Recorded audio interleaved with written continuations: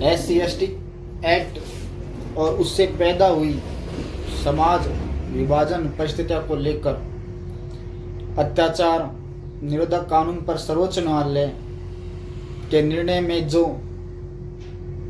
इन वर्गों को प्रतिक्रिया और आक्रोश निर्मित हुआ है, क्या यह उचित था? क्या सर्वोच्च न्यायालय के निर्णय को संसद को बदलना चाहिए था?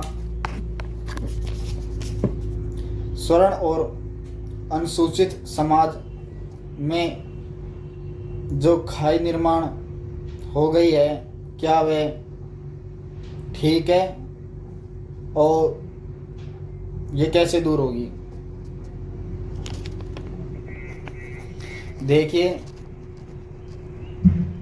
RSS संघ के माननीय मोहन भागवत जी इनके बारे में बताएंगे।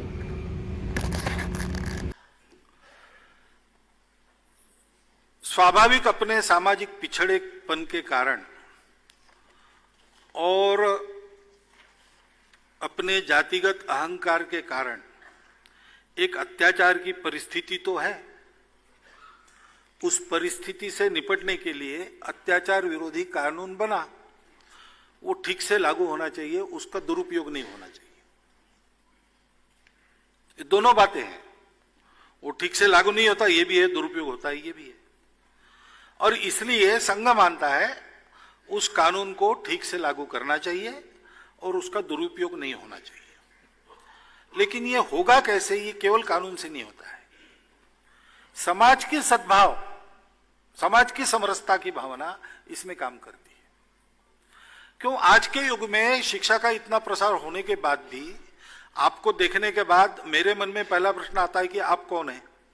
मैंने नाम वाम मालूम है, लेकिन आप कहां से आते हैं? ये क्यों आता है मेरे मन में? और अत्याचार अत्याचार है। वो इस पर हुआ इसलिए जायज है, उस पर हुआ इसलिए ना जायज, ऐसे नहीं हो सकता। तो यह सद्भावना जागृत करने की बहुत आवश्यकता है। बाकी सुप्रीम कोर्ट ने क्या कहा और सरकार ने क्या किया, इसके बारे में मैं नहीं बोलूंगा। संघ की इच्छा यह है कि कानून का संरक्षण रहे, उसका दुरुपयोग न हो और इस समस्या को समाज में आपसी सद्भाव बढ़ाकर ठीक करना चाहिए। कानून कुछ करे ना करे, कोई अस्पृश्यता कानून से नहीं आई किसी सरकार के, वो समाज की रूढ़ी के कारण आई है, शास्त्रों से भी नहीं आई है, वो हमारी दुर्भावना के कारण आई है। तो हमारी सद्भावना ही उसका प्रतिकार कर सकेगी। उस सद्भावना को बढ़ाने के काम स्वयंसेवकों ने चलाए हैं।